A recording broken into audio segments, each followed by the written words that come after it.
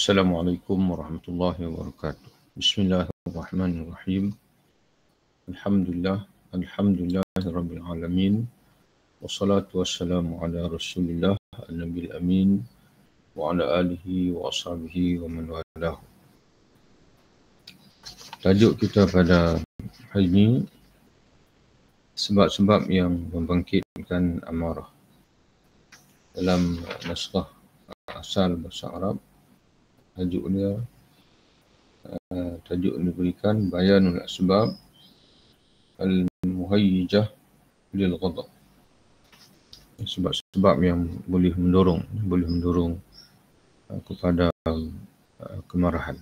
Dan dimaksudkan di sini adalah kemarahan yang melampau ataupun yang meluap-luap, yang mengeluarkan manusia daripada hadul i'tidal, batasan kesaksamaan ataupun yang normal lah. Kerana sebagaimana kita fahami daripada taujihat yang diberikan oleh Imam Ghazali sebelum ini, bahawasanya kita tidak boleh memadamkan kemarahan sepenuhnya. Sebaliknya kita juga tidak boleh marah yang melampau. Sebaliknya kita marah ketika perlu, dan juga pada batasan yang diperlukan juga. Jadi apa yang menjadi faktor timbulnya kemarahan yang melampau ini, inilah yang akan diuraikan oleh Imam Ghazali rahimahullah dalam tajuk ini. Anda telah mengetahui bahawa ubat, kata Imam Ghazali, anda mengetahui bahasanya ubat setiap penyakit adalah mengikis habis virus-virusnya dan menghilangkan faktor penyebabnya. Jadi penyakit ini ditimbulkan oleh virus, oleh kuman. Jadi untuk menghilangkan penyakit memerlukan kita menghilangkan kuman yang menjadi sebab penyakit. Karena itu diperlukan pengetahuan tentang sebab-sebab amarah. Sebab-sebab yang menimbulkan penyakit amarah ini perlu kita tahu supaya kita boleh membasmi amarah yang melampau itu daripada akarnya. Sebab-sebab yang bangkitkan kemarahan adalah ada 10 sebab yang akan disebut oleh Imam Ghazali. Yang pertama, kesombongan. Itu terjemahan kepada az-zahd. Kesombongan. Yang kedua, ujub. Ujub iaitu bangga diri. Jadi sebab itu bila ada orang menegur kita, walaupun teguran itu betul, tapi kita marah sebab kita merasakan satu penghinaan, jatuh maruah diri kita. Kerana kita lebih melihat banggaan diri berbanding al-haq, kebenaran yang perlu untuk kita terima. Yang ketiga, senda gurau. Terjemahan pada al-mizah. Asalnya lebih tepatnya wallahu a'lam, iaitu kita terjemahkan dengan suka berpoya-poya, al-mizah. Tidak serius dalam hidup ni, suka bermain berpoya-poya. Kemudian kesia-siaan. Terjemahan pada al-hazl. Al-hazl ini barulah senda gurau. Senda gurau. Yang kelima, pelecehan. Terjemahan kepada al-hazl, istihza, suka melecehkan orang lain, suka mempermainkan orang lain. Yang keenam, pencibiran. Suka menghina orang lain. Mencibir, yang suka mengejek, menghina, terjemahan pada at-ta'yir, pada at-ta'yir. Yang suka menjatuhkan maruah orang lain. Kemudian yang ketujuh. Yang ketujuh, perdebatan. Terjemahan kepada al-mumarat. Iaitu suka berdebat, suka berbalah. Yang ke-8, pertengkaran. Al-mudadah, suka pertentangan. Suka bertentang. Mana kalau orang cadang apa pun, dia akan cadang yang sebaliknya. Bukan dia fikirkan cadangan itu baik atau tidak. Sebaliknya dia mesti lahirkan suatu idea yang berbeza tanpa sebab. Tanpa sebab. Itu dipanggil al-mudadah. Kemudian yang ke-9, pengkhianatan, al-ghadr. Yang pengkhianatan. Yang menjadi tabiat dia. Orang yang suka mengkhianati orang lain, tidak amanah. Dan yang ke-10, yang terakhir, ambisi pada harta dan kedudukan. Mana gelojoh. Ini terjemahan kepada syiddatul hars. Mana gelojoh, tamak kepada harta dan juga kedudukan. Semua ini adalah akhlak yang sangat buruk dan tercela dalam agama. Tidak akan bisa terhindar dari amarah. Kita tak akan dapat mengawal kemarahan selagi sebab-sebab ini masih ada. Ini semua virus. Virus dalam hati manusia yang menjadikan manusia itu sukar untuk akur dengan kebenaran, dan dia suka jadi orang yang marah-marah dengan banyak faktor yang menyebabkan dia ini mudah marah. Banyak faktor. Karena ada 10 virus ini. Kalau tidak yang pertama, mungkin yang kedua menimbulkan kemarahan dia. Kalau tidak yang kedua, yang ketiga, dan begitulah seterusnya.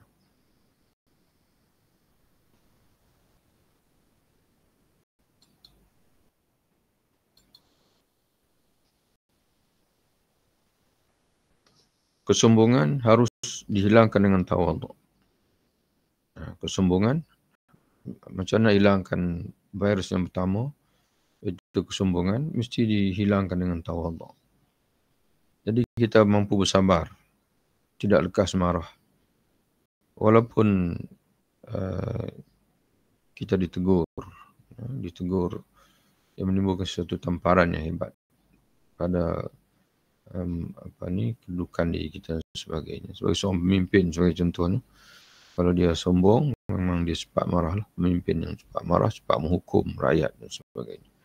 Ujub dimatikan dengan mengenal diri. Sikap bangga diri ini dimatikan dengan mengenal diri. Iaitu menghapus kebanggaan dengan mengingat asal usul kita.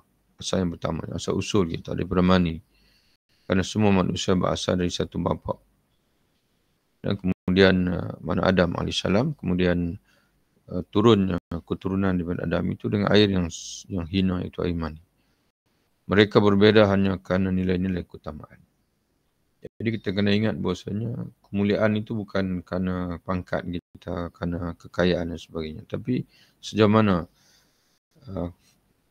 keutamaan syarak, fadail syarak, ketakwaan, kebaikan, kepemurahan yang ada pada diri kita, itu yang sepatutnya menjadi faktor keutamaan.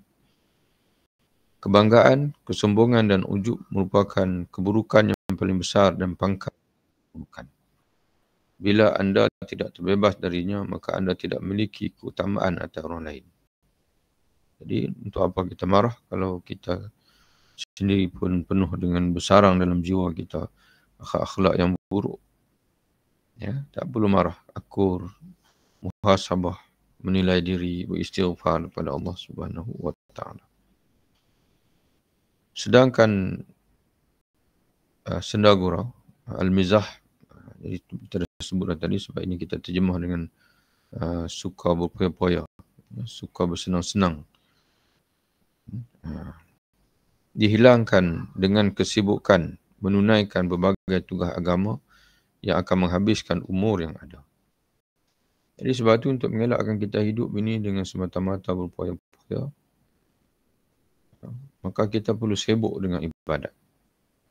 Sibuk dengan baca, dengan solatnya, berjamaah. Cuba bayangkan orang yang sibuk dengan solat berjamaah 5 waktu sehari semalam, dia perlu concentrate, perlu fokus untuk hadir berjamaah, bersiap-siap dengan pakaian sebelum hadir bersolat, dan kemudian menunggu solat lagi, mengambil wuduk lagi. Jadi orang yang menjaga solat 5 waktu sekurang-kurangnya, maka dia sudah melepasi batas minima sifat dia telah membuang daripada dirinya al-mizah, hidup semata-mata untuk berseronok apa-apa saja. Dan orang yang hidup berseronok ini dia mudah marah apabila timbul kesusahan.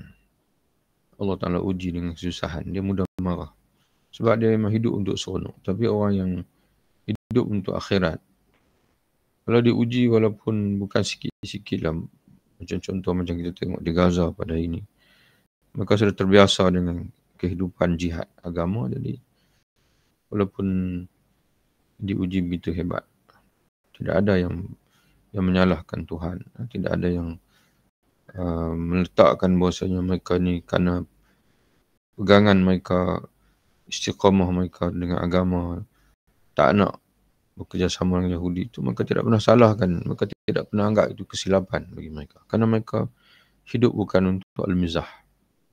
Cuba bayangkan kita lah pada tempat mereka, mungkin kita sudah lama menyerah dan ingin berpakat dengan musuh dan sebagainya, atau bersifat munafik sebagian pada zaman Nabi SAW. Kesiaan dihapuskan, iaitu terjemahan kepada al-hazl, yang mana kita di sini barulah bergurau, senda gurau, suka bersenda gurau, dihapuskan dengan keseriusan dalam mencari bagai keutamaan, akhlak yang baik dan ilmu-ilmu agama yang akan mengantarkan anda kepada kebahagiaan akhirat. Jadi kena serius dalam hidup kita ini. Serius hidup kita, bukanlah bermain-main semata-mata. Pelecehan dihapuskan. Pelecehan yang suka melecehkan orang lain, dihapuskan dengan tidak menyakiti, makna mengelak seboleh-bolehnya daripada menyakiti orang dan menjaga diri agar tidak dipelecehkan orang lain. Ya. Jadi kalau kita suka mepelecehkan orang, orang juga akan mempelecehkan kita. Itulah yang berlaku dalam kancah politik kita pada ini. Ya, di antara sama-sama pemimpin itu tidak dihormati oleh pemimpin yang lain, kerana masing-masing mereka begitu. Apa yang diucapkan oleh lawan, mereka pelecehkan. Kadang-kadang betul, benar, teguran-teguran daripada lawan ataupun idea-idea daripada pihak lawan itu betul, patut disokong. Tapi oleh sebab apa saja yang datang dari lawan, kita suka pelecehkan, maka akhirnya apa saja idea yang baik daripada kita pun dipelecehkan oleh lawan. Dan akhirnya merebak kepada penyokong-penyokong. Dan akhirnya menjadikan rakyat Malaysia ini, terutama sekali yang tegar politik ini, di antara sifat mereka adalah suka mempelecehkan orang lain, tidak berfikir dan tidak merenung bila masa kita perlu berlawan dan bila masa kita perlu bekerjasama. Sudah tidak ada lagi, dan penuh dengan politik perlawanan semata-mata. Kemudian merebaklah dalam bidang lain, dalam bidang agama, pertemuan di antara aliran pun sama.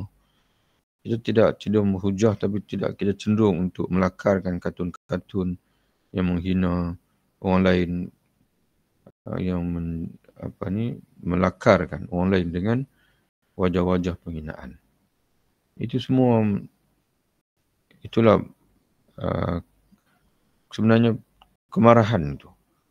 Walaupun nampak cool, tapi sebenarnya kita tengok, kita baca tulisan, kita baca karikatur yang ditulis itu menggambarkan kepada jiwa yang marah pada orang yang melakarkan itu, yang menulis itu.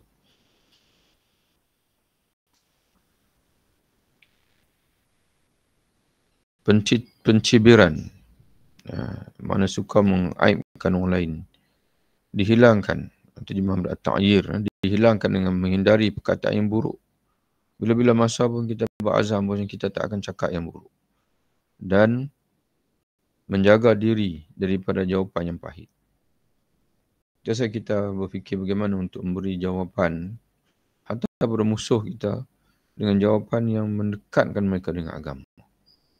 Bukan jawapan yang menyebabkan mereka ini semakin jauh, makin tidak suka, makin benci, makin orang panggil apa, kalau orang tahu kita cemuih dengan kita. Padahal kita ni adalah pendakwah ataupun kita ni, setiap orang Islam itu adalah da'i sebenarnya. Dia perlu menampilkan contoh yang baik pada orang lain. Ambisi untuk megah-megah, ini syiddatul hars, ketamakan. Dan ketamakan kepada harta dan pangkat dihapuskan dengan qana'ah. Qana'ah ini adalah sifat redha dalam hati terhadap apa yang dikurniakan oleh Allah, walaupun sedikit. Kepada kadar, qana'ah kepada kadar yang diperlukan. Mana kita berpada dengan kadar yang perlukan. Bukan kita tidak ada golojoh demi mendapatkan kemuliaan. Sikap merasa cukup dan menghindari hinanya. Mana kita dalam menghindari hinanya mencari keperluan. Ini terjemahan dia agak ni lah. Sebaiknya dia terjemahkan mana kita menghindari sifat yang hina, iaitu meminta-minta. Bila perlu kan, maka kita suka minta, kita tidak suka berdikari. Semua perangai dan sifat ini pengobatannya memerlukan riadah, penempaan jiwa, latihan. Disebut di kalangan ulama tazkiyah, ulama tasawuf, dipanggil riadatul nafs, yang melatih jiwa. Benda yang tidak ada, kita nak adakan. Kena latihlah sampai kita terbiasa. Benda yang ada, ini kejahatan, keburukan yang ada dalam jiwa ni, kita perlu latih untuk buang. Sikit-sikit kita buang, sehingga akan bersih sepenuhnya. Dan kesabaran menanggung kesulitan. Jadi perlu latihan, yang kedua riadah, yang kedua perlu sabar. Untuk menanggung kesulitan. Mana mujahadah lah, untuk mujahadah. Keberhasilan riadahnya terpulang kepada pengetahuan tentang berbagai kejelekannya, agar jiwa enggan terhadapnya. Jadi untuk khusus, kalau kita nak melatih diri untuk membiasakan dengan ketaatan, kita perlu tahu kebaikan ketaatan itu, supaya jiwa kita seronok untuk buat taat. Tapi kalau kita nak latih diri untuk membersihkan diri daripada kejahatan-kejahatan, kita perlu tahu kejahatan itu sendiri betapa mudaratnya kejahatan itu. Sehingga kita kena tahu, kita pelajari betapa mudaratnya marah ini, marah yang berlebihan ini, betapa mudaratnya riak, betapa mudaratnya makin ujub ni, sampai diri kita berasa tak nak dengan riak itu. Benci, kotornya riak itu. Sampai kita kena ada ilmu sampai jiwa kita tu tak nak. Seumpama dihidangkan kepada kita, diletakkan di depan kita racun. Bila diri kita tahu itu racun, dia tidak akan minum. Bila-bila masa pun dia tak akan minum. Sebab dia tahu itu racun. Tapi sekarang ni kita menganggap bahawasanya marah itu bukan racun. Ujub itu bukan racun. Riak itu bukan racun. Jadi sebab itu kita makan. Mengumpat bukan racun. Sebab itu kita dengan mudah kita mengumpat. Bertengkar berlebihan itu bukan racun. Sebab itu kita suka bertengkar. Suka memainkan orang lain dan sebagainya. Jadi sebab itu kata Imam Ghazali, keberhasilan riadahnya, mana latihan, berhasilnya latihan kita untuk kita membasmi penyakit-penyakit hati ni, terpulang ni kembali kepada pengetahuan tentang berbagai kejelekannya, agar jiwa enggan terhadapnya dan menghindar dari keburukannya. Kemudian senantiasa kita melakukan kebalikannya, mana sebalik daripada yang tadi. Kalau kita nak buang riak, maka kita kena biasakan dengan ikhlas. Kalau kita nak buang sifat marah, kita kena biasakan dengan sifat dipanggil dengan kesederhanaan dalam berperilaku, bertindak ataupun berfikir. Sentiasa kita berfikir dulu sebelum melontarkan kemarahan dan sebagainya. Kalau kita nak biasakan sifat qana'ah, maka kalau kita nak buang sifat gelojoh, kita kena biasakan yang sebaliknya, iaitu qana'ah. Selama jangka waktu yang cukup lama, memerlukan masa yang lama, sehingga menjadi kebiasaan dan pada gilirannya dirasa ringan oleh jiwa. Sehingga jiwa kita rasa sonok dengan kebaikan-kebaikan. Tak sonok lagi, tak mau lagi dah. Riak, ujub, sum'ah, marah-marah, tak nak lagi. Bila sifat-sifat dan perangai-perangai buruk tersebut telah terhapus dari jiwa, berarti telah bersih dari keburukan-keburukan ini dan terbebas pula dari amarah yang lahir daripada sifat-sifat tadi. Jadi bila virus tadi kita telah basmi, maka automatik kita tak akan marah-marah lagi. Kita tak suka marah lagi, kita akan berfikir perlu marah ataupun tidak. Kalau marah pun sekadar keperluan itu saja. Kemudian kita balik menjaga hubungan. Dan begitulah yang dilakukan oleh Nabi SAW. Di antara penyebab timbulnya amarah di kalangan orang-orang bodoh, yakni orang jahil, adalah penamaan amarah sebagai keberanian, kepahlawanan, kewibawaan dan ketinggian semangat. Ini bahayalah bila kita ni biasa diceritakan. Orang marah itu kita angkat jadi hero. Contohnya sebagai contoh kita lihat orang Melayu ni kisah hantu orang Hajebat. Ya. Selalu kalau orang yang dia suka, idola dia itu suka membangkang, maka dia akan angkat sebagai Hajebat sebagainya. Tapi kisah yang ditampilkan tentang Hajebat itu, kita perhatikan dia marah kepada raja, tapi dia membunuh orang lain. Dia melampiaskan kemarahannya itu dalam bentuk, kalau kita tengok dalam cerita yang biasa kita saksikan lah, cerita kisah Hajebat dan juga Hantuah pula kesabaran yang melampau sehingga melupakan hak diri sendiri, sehingga akan orang kata apa, tidak akur dengan tindakan raja yang dia tahu zalim. Itu dari sisi, di mana dua-dua itu ada dari sisi dia panggil ifrat wa tafrit. Kisah Hantuah dan Hajebat itu ada pada sisi ifrat dan juga tafrit. Itu bahaya itu. Bila kisah itu diangkat menjadi idola ataupun yang menjadi yang panggil apa, ikutan.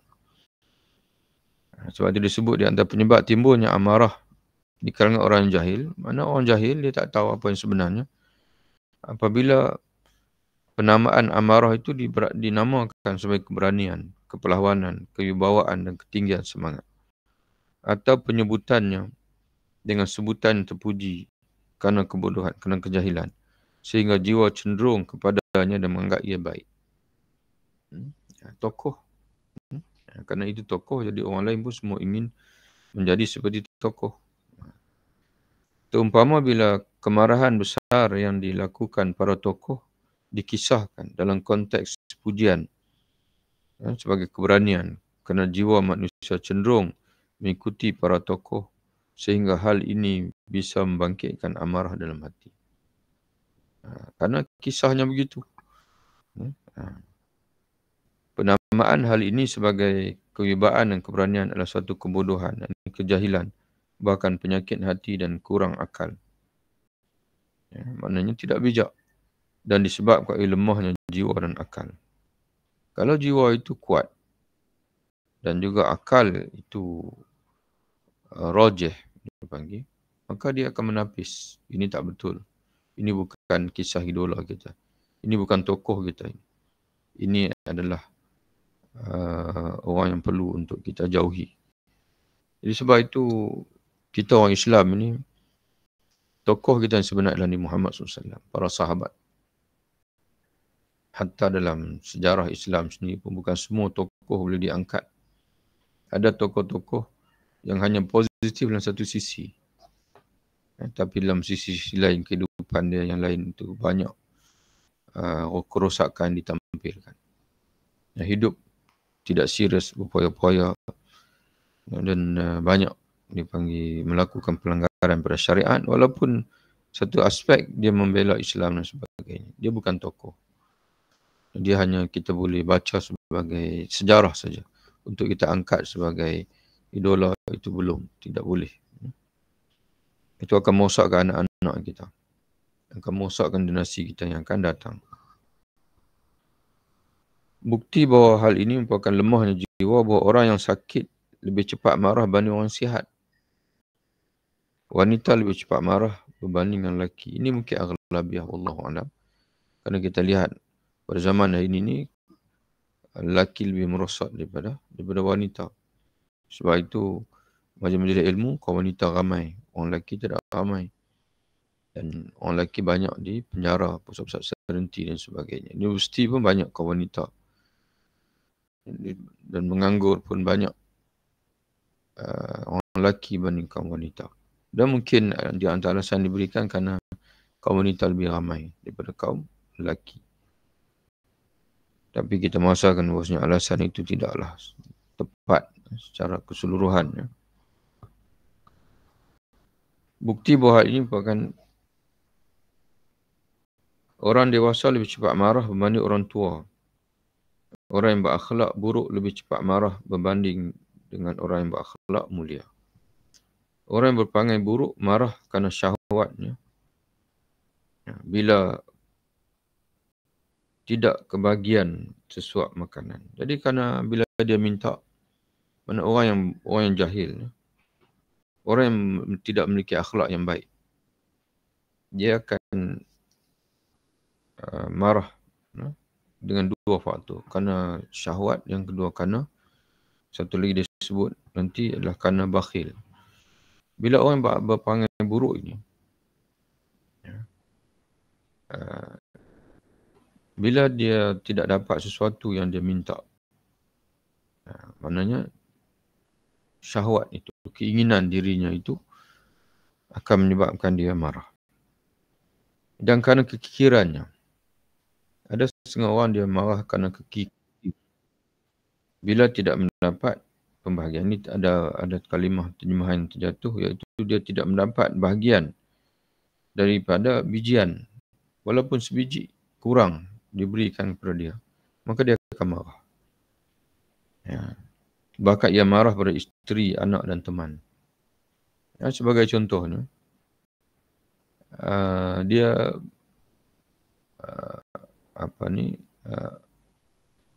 orang yang tadi ni orang yang bersifat buruk dan dia dikuasai oleh nafsu. Maka dia akan marah bila dia minta makan, orang tak bagi makan. Dia marah. Tapi orang kikir lagi berat. Hatta dia satu bijian al-habbat tu. Satu bijian yang terkurang pun dia akan marah. Kadang-kadang isterinya atau anak-anak dan sebagainya tersilap. Kemudian lalu rosaklah satu pinggan sebagai contoh, jatuh pecah. Itu pun dia marah sampai melampau-lampau. Kerana dalam hati dia tu sifat terlalu kikir. Dia lupa bahawasanya di depan dia tu isterinya, anak-anak dan sebagainya yang perlu disayangi dan perlu dimaafkan. Kalau marah pun marah teguran dipanggil. Tapi tidak dia marah melampau-lampau. Kenapa? Kerana kikir dalam hati dia tu. Sedangkan kita perhatikan Nabi Muhammad SAW. Bila dia bangun pagi, dia tanya isteri dia, ada makanan apa untuk kita makan hari ini? Lalu isterinya menjawab, tidak ada ya Rasulullah. Maka apa reaksi dia? Nabi kata, idzan ana asum. Kalau begitu hari ini saya berpuasa sajalah. Ini saya berpuasa. Dia tidak, maknanya dia tidak melahirkan, tidak ada apa-apa dalam hidup dia. Kerana dalam dirinya tidak ada syahwat, tidak ada gelojak keinginan yang melampau terhadap duniawi, terhadap makanan itu. Dan juga dia tidak bakhil, tidak kikir. Orang yang perkasa adalah orang yang mampu mengendalikan hawa nafsunya pada waktu marah, sebagaimana sabda Nabi SAW, hadis yang masyhur. Orang yang kuat itu bukanlah diukur dengan keperkasaan fizik. Laisa syadid.